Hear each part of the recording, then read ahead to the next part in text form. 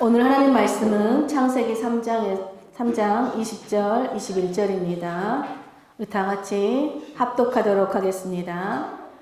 아담이 그의 아내의 이름을 하와라 불렀으니 그는 모든 산자의 어머니가 됨이더라.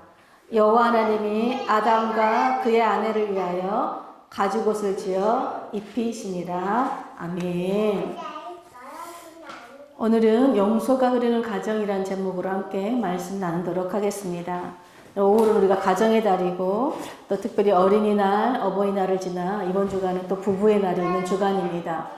여러분, 한 가정은 한 남자와 한 여자가 결혼을 통해 부모를 떠나 한 몸의 연합을 이루는 부부 관계로 시작돼요. 우리 저번 주에 성희자매님과 준영이 형제님의 결혼식이 천안에서 있었지요. 제 개인적으로는 두 번째 주례를 맡은 결혼식이자 또 오래전부터 두 사람의 결혼을 위해 기도해온 사람으로서 정말 감격이 있는 그런 결혼이었어요. 여러분, 우리가 결혼식 피로연을 연다라고 하죠. 여러분, 피로는 널리 알린다라는 뜻이에요. 연은 연회, 잔치라는 뜻이죠. 한 남자와 한 여자가 만나 한 가정을 이루는 이 기쁜 결혼을 사람들에게 널리 알리기 위해서 베푸는 잔치가 결혼식 피로연이에요. 근데 여러분, 이렇게 두 사람의 결혼을 널리 알리고 잔치를 베푸는 이유가 무엇일까요? 바로 모두가 보는 앞에서 공적으로 혼인 서약을 하기 위해서예요. 여러분, 혼인은 신랑과 신부가 서로를 남편과 아내로 맞이하며 평생 사랑하며 살겠다고 사람들 앞에서 그리고 하나님 앞에서 공적으로 서약을 교환하는 순간 성립돼요. 그래서 결혼에 있어서 가장 중요한 것이 이 혼인 서약입니다. 저번 주에 우리 준영 형제님이 막 떨리는 목소리로 혼인 서약을 크게 맹세했어요. 그리고 우리 성희자매님도 수줍게 혼인 서약을 맹세했습니다. 그래서 제가 그때 두 사람이 부부가 되었다라는 선언문을 선포했지요. 그런데 여러분, 신랑 신부가 그냥 두 사람이 언약을 맺으면 되지 왜 부모님과 친척과 여러 증인들을 정말 불러서 잔치를 베풀고 공적으로 이렇게 혼인서약을 하는 걸까요? 여러분, 둘이서 애틋하게 자기야 우리 영원히 함께하자, 그래 우리 둘이 살자, 그럼 되지. 밝은 대낮에 많은 증인들이 보는 앞에서 이렇게 공언하는 정말 서약을 하는 것은 완전히 다른 것입니다. 사실 여러분, 한 남자와 한 여자가 결혼을 약속하고 서로 교제를 하더라도요, 얼마든지 우리는 상대방에게 한 약속을 배반할 수 있는 연약한 존재들이에요. 언제든지 내가 그때 너무 감정적이었던 것 같아. 내가 정말 그런 뜻은 아니었는데 네가 오해한 것 같아. 여러분, 두 사람의 약속은 얼마든지 번복될 수 있어요. 그런데 우리가 이제는 결혼한 사람이라고 공적으로 서약한다는 것은요, 사람들 앞에서 우리의 평판과 우리의 성품과 우리의 이름, 명예를 거는 일이에요. 그래서 서약을 지켜본 증인들은 이제 그 부부가 그 서약을 지킨 대로 잘 살기를 기대하고 축복하기 때문에 만약에 여러분 언약을 깼을 경우는 사람들에게 받아야 될 그 수치를 각오해야 되는 것이지요. 그러므로 여러분, 공적인 언약은 서로에게 한 언약에 대한 책임을 강화시켜줘요. 또 새롭게 시작하는 두 사람의 결혼 생활을 떠받쳐줘요. 그래서 부부가 끝까지 언약을 지키고 살 수 있도록 돕는 매우 중요한 역할을 합니다. 그러나 무엇보다도 부부가 공적으로 언약을 맺고 혼인 서약을 하는 중요한 이유는 바로 하나님께서 남자와 여자를 부부로 짝지어 주신 분이시기 때문에 그래요. 그리고 하나님께서 짝지어 주신 것을 사람이 나눌 수가 없기 때문입니다. 여러분, 우리가 창세기를 영어로 제네시스라고 합니다. 기원, 시작이란 뜻이죠. 이 세상의 모든 것의 기원을 보여주는 것이 창세기예요. 우주 만물과 또 인간과 동물, 식물이 이 세상이 우연히 생겨난 것이 아니라 하나님의 창조로 시작되었다라는 걸 보여주죠. 그리고 결혼과 가정의 시작도 하나님의 창조로 나온 결과라는 것을 보여줘요. 여러분, 성경에는 수많은 부부의 결혼 이야기가 등장합니다. 그런데 이 모든 결혼 이야기 너머로 더 큰 이야기가 등장을 해요.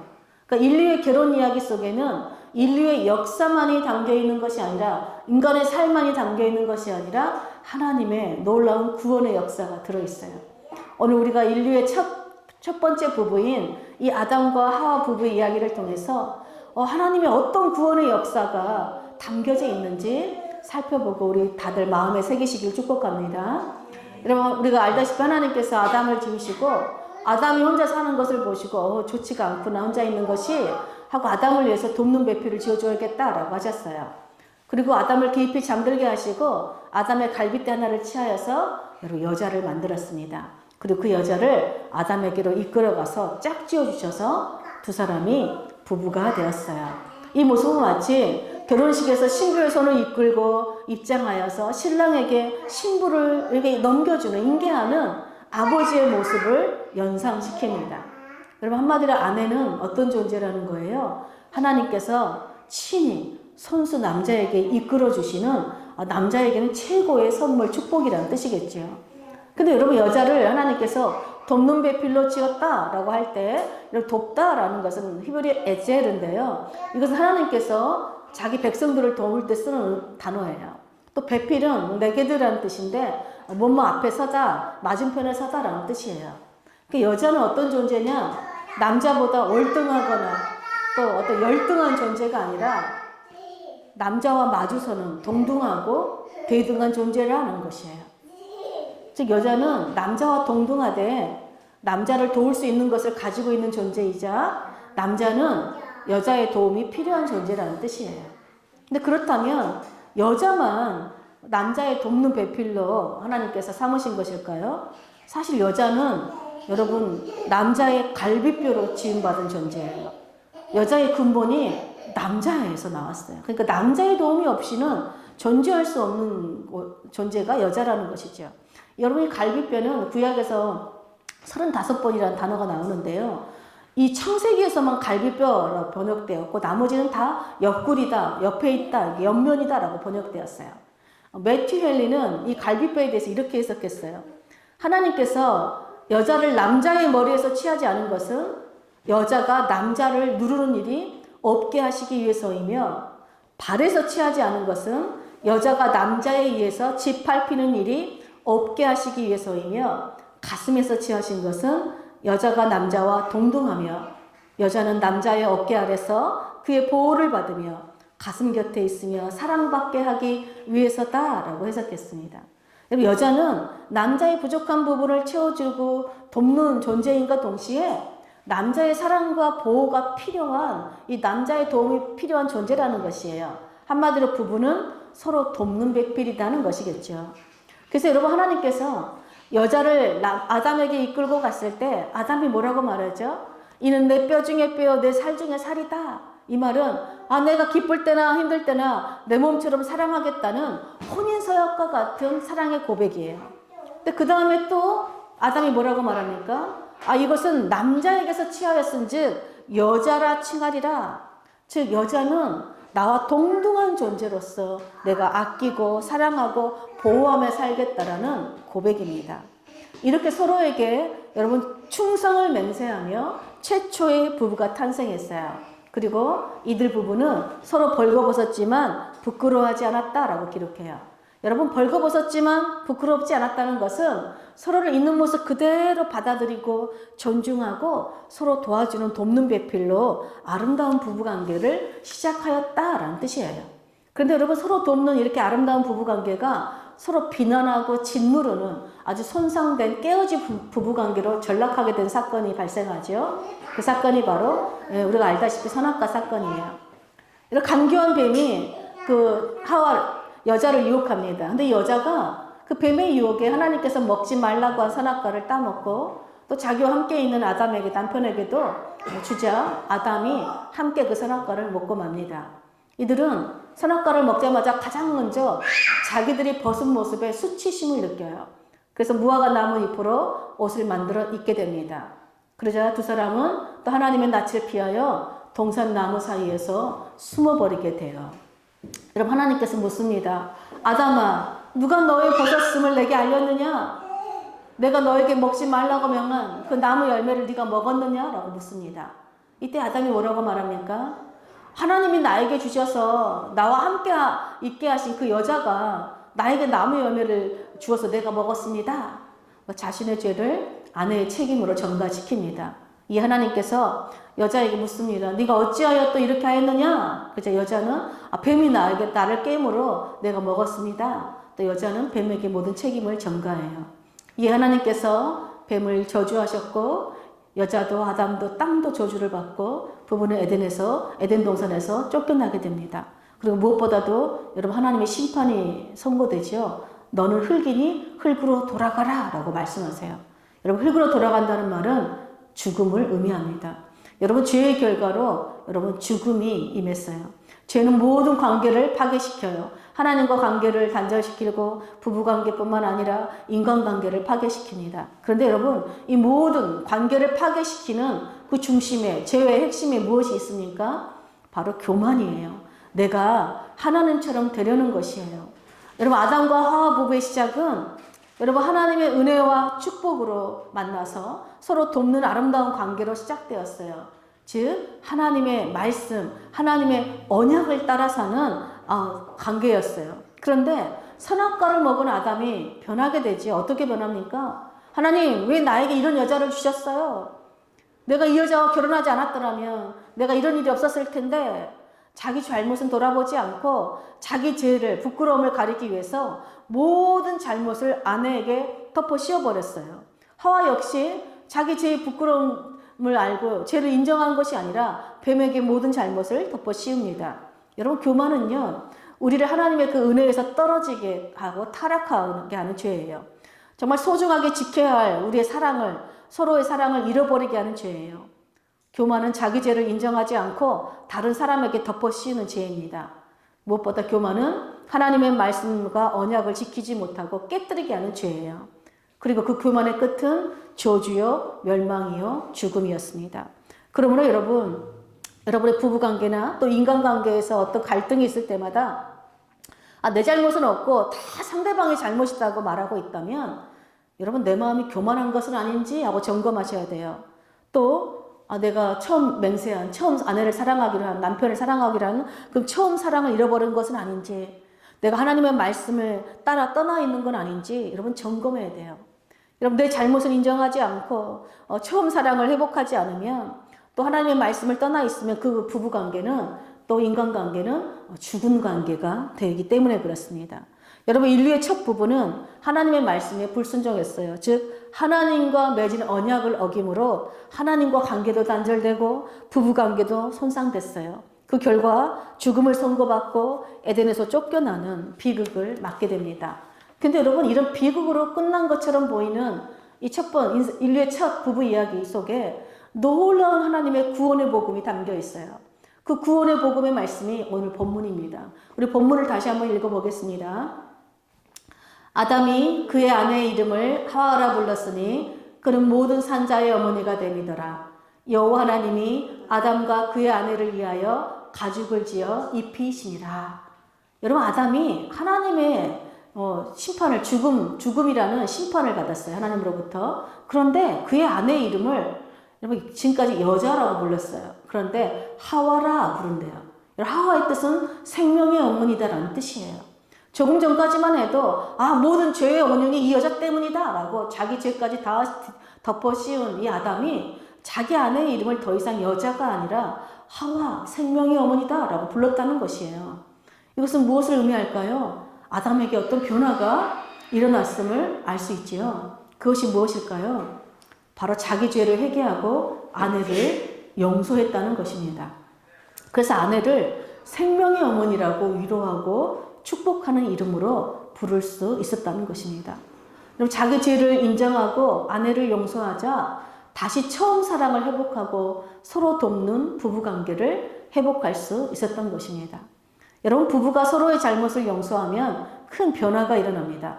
신기하게도 내 잘못을 인정하고 회개하면 배우자의 잘못을 막 비난하기보다는 배우자가 나에게 얼마나 도움을 주는 존재였는지를 깨닫게 돼요. 그리고 용서하는 마음이 생깁니다. 또 배우자를 용서하면 나도 상대방에게 잘못한 것을 깨닫고 돌이키게 돼요.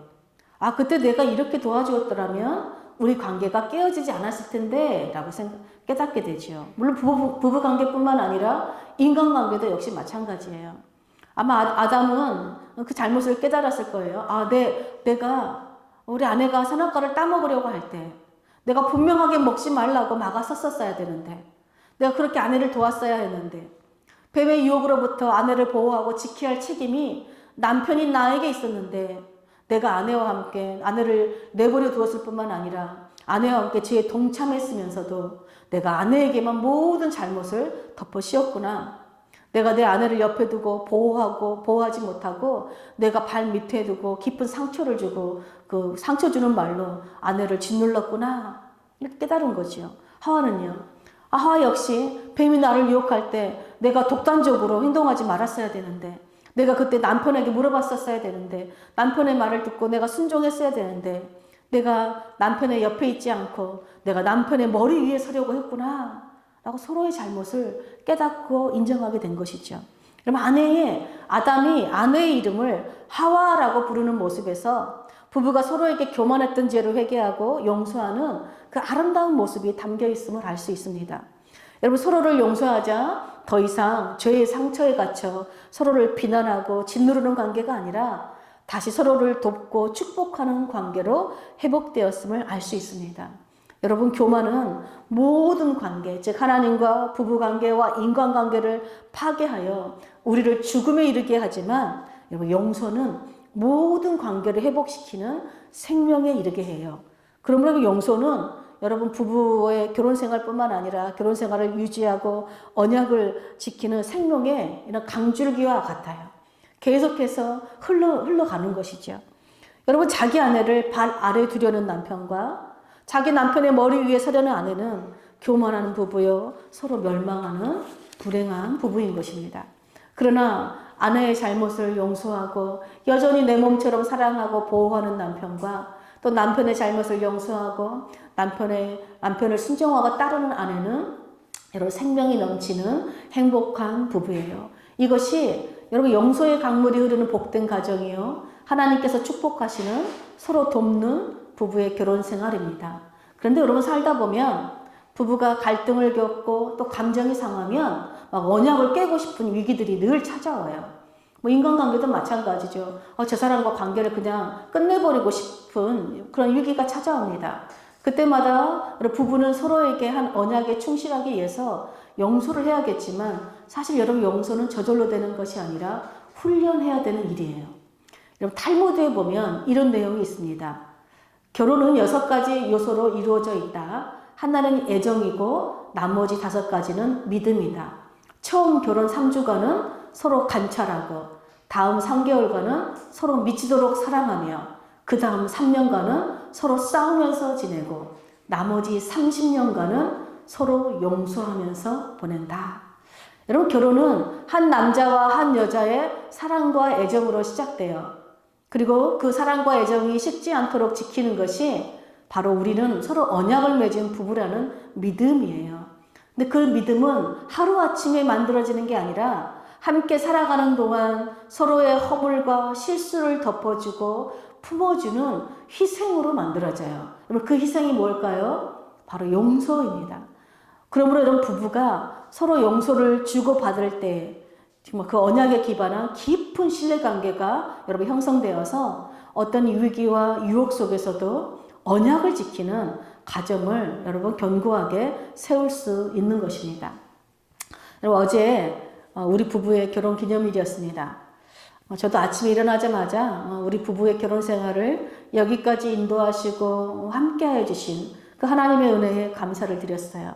또 22년 동안 정말 연약한 아내인 나를 참아주고 인내하고 수없이 용서하여 준 그 남편의 희생과 사랑에도 너무 감사했습니다.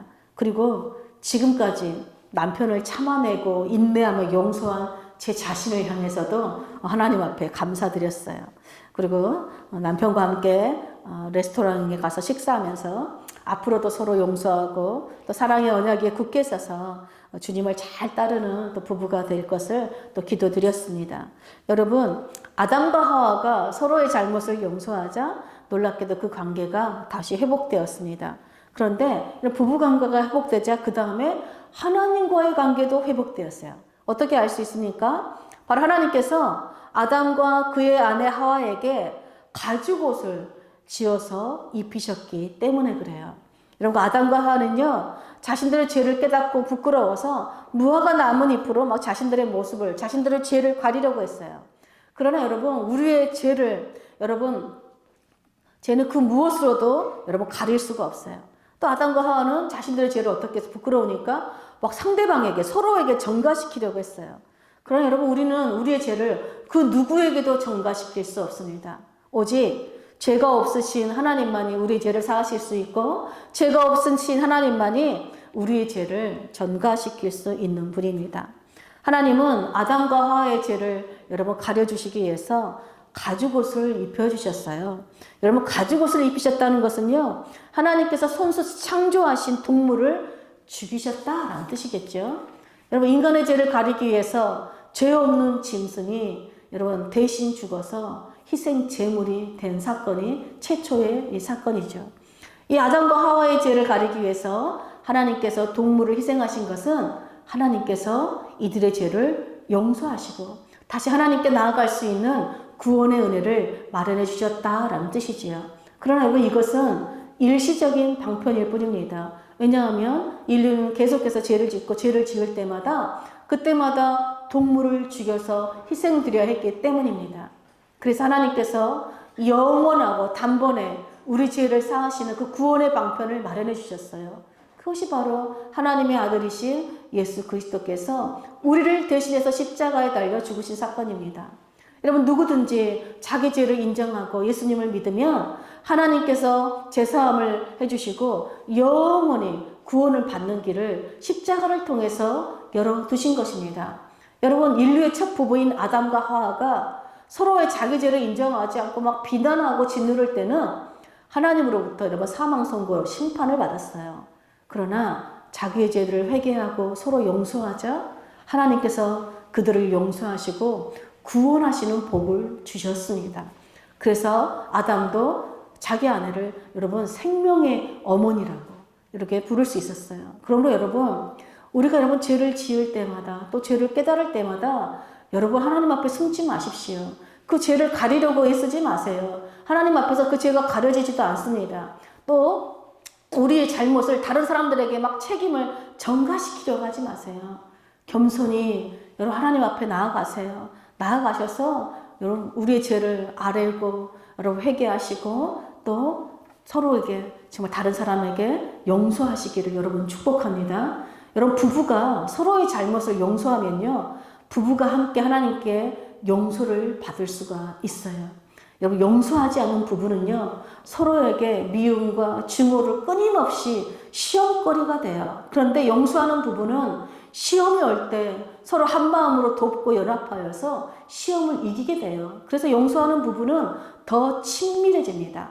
또 부부가 서로 용서하는 모습은 자녀들에게도 축복이 되죠. 자기 잘못을 인정하고 다른 사람의 잘못을 용서하는 것을 배우고 실천하는 것이야말로 하나님의 구원의 역사에 참여하는 축복의 통로이기 때문입니다. 그런 의미에서 여러분, 가정은 부부가 서로 용서를 배우고 실천하고 또 자녀들에게 용서를 가르치고 흘러보내는 그런 학교와도 같습니다.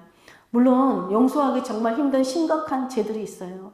그럴 때는 참 단번에 용서하기가 쉽지가 않지요. 그때는 여러분 우리 힘으로 할 수 없어요. 용서는 성령의 능력이 필요합니다. 부활하신 예수님께서 제자들을 찾아오셨을 때 성령을 받으라 라고 말씀하세요. 그런 다음에 이렇게 말씀하세요. 너희가 누구든지 누구의 죄든지 사하면 사하여질 것이요 누구의 죄든지 그대로 두면 그대로 있으리라. 무슨 말씀이에요? 다른 사람의 죄를 용서하는 일은요, 성령의 능력으로 가능한 일이다라는 것입니다. 그러므로 여러분, 이제 5월에 우리 가정의 달을 맞아서 또 여러분 남편으로서, 아내로서, 또 부모로서, 또 하나님의 자녀로서 우리 마음을 좀 점검하는 시간을 가지시길 축복합니다. 여러분, 하나님께서 정말 자기 아들을 내어주시고 우리를 용서하셨기 때문에 우리가 구원의 은혜를 입었어요. 그리고 하나님의 용서하심이 있었기 때문에 우리가 이렇게 하나님 앞에 나와서 예배드릴 수 있었기 때문입니다.